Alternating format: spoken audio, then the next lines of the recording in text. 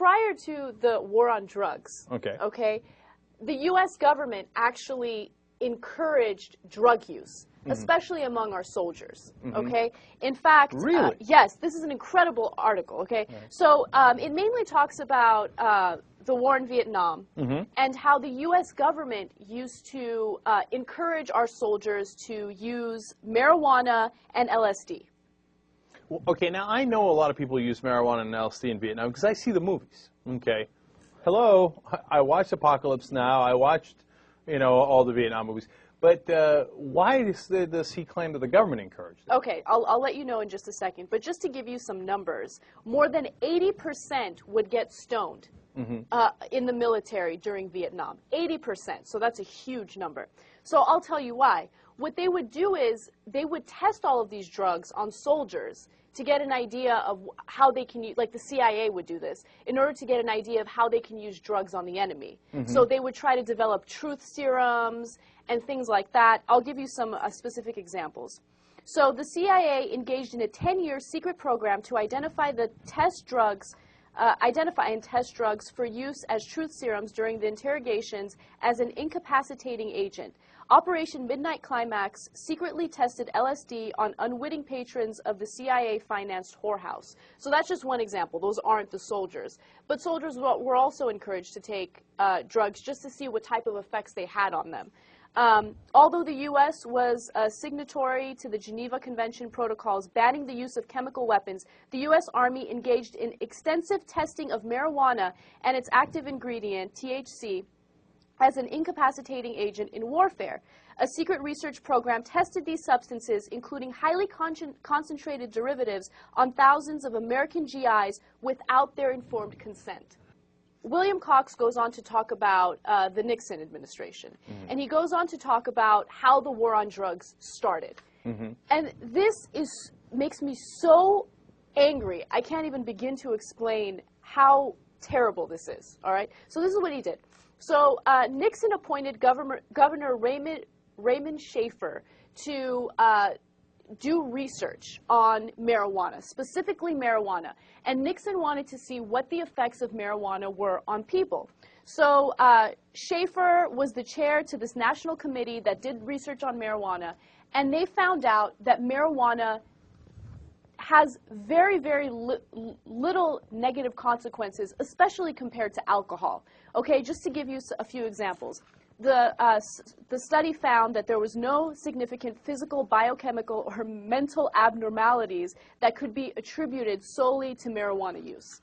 Okay, also, no verification is found on a causal relationship between marijuana use and subsequent heroin use. They found a lot of things that proved that marijuana use is not that big of a deal, right? And that we shouldn't criminalize it for personal use, right? So let me guess what they did. They said, let's continue to criminalize. No, this is what Nixon did. This is the part that enrages me. Nixon looked at that evidence and he said, I don't like that. So, Mr. Schaefer, I would like you to alter the findings of your study to say that marijuana has terrible consequences.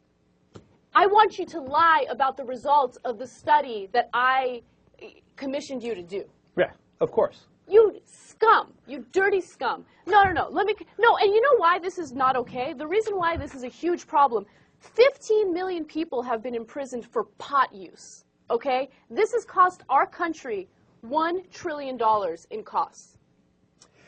No. $1 trillion. No. Listen. Okay, we're in a fucking deficit, and we're criminalizing people for personal marijuana use. And it enrages me because it started with Nixon, a guy who commissioned someone to do a study on marijuana use, didn't like the results, and used his personal feelings and personal opinions about marijuana to totally change the course of drug policy in the United States. Look, Bush, on a regular basis, would appoint lobbyists as the head of certain departments, right? So, for example, the Environmental Protection Agency, and they would come back with a report saying we've got toxins in the air. And the guy, the former lobbyist, would cross out toxins and say, we've got air. Okay? And now we covered dozens of stories like that during the Bush administration. NASA would say, we've got tremendous global warming. and they would cut out tremendous and put no. Okay? So the Republicans have been doing this for decades. If they don't like the scientific results, they just change them. Okay? They just change them, completely ignore them. And, you know, Nixon was caught on tape talking about the study and talking about Schaefer. Okay? And this is what he said. That's a funny thing. Every one of the bastards that are out for legalizing marijuana is Jewish. No, it continues. It gets better. What the Christ is the matter with these Jews, Bob? What is the matter with them? I suppose it's because most of them are psychiatrists. By God, we are going to hit the marijuana thing, and I want to hit it right square in the puss. Oh, my God. Okay. I didn't know that Nixon was going there. All right. Now, look, you see that? If you don't like the science, well, the scientist was a goddamn Jew. Okay? Right. No, but he didn't make it up. There was no Rick Sanchez, you know, dreamt up psychiatrist Jewish conspiracy in favor of pot. Why would there be? Why would psychiatrists, Jews like pot more than anybody else? God, but that's the way their mind thinks. Because you know why? Nixon did do conspiracies. He got run out of office for doing a conspiracy. Exactly. So he thinks everything else is a conspiracy. So if Schaefer comes to him with numbers, he says, I don't like those numbers. Schaefer's a goddamn Jew. Unbelievable. Okay, and he's part of a psychiatrist conspiracy to legalize pot. Now look, you know, I was laughing before because I love how, you know, how riled up you got over it. God bless your heart. But you're 100% right. Don't get me wrong. I mean, all those, over 1 million people, what was it, 1.5 million people in jail. 15 million since the war on drugs, for marijuana use only. 15 million. 15 million. And that's cost our country $1 trillion. All right. Those are real people. That's somebody's dad, you know, somebody who needed a dad, somebody who needed a family with a steady income. Their dad, their uncle, their grandfather, their aunt, whatever. They got locked up in jail with hardened criminals. 15 million of them. Because Richard Nixon didn't like science, didn't like the numbers, didn't like the results, and said, well, who cares? Let's throw away the truth, and let's do an asinine war on drugs that wound up being enormously counterproductive. What's even more asinine is the fact that that war on drugs continues today under Obama's administration. Yes. When are we going to say, you're right, because when are we going to say, hey, look, this is how it began.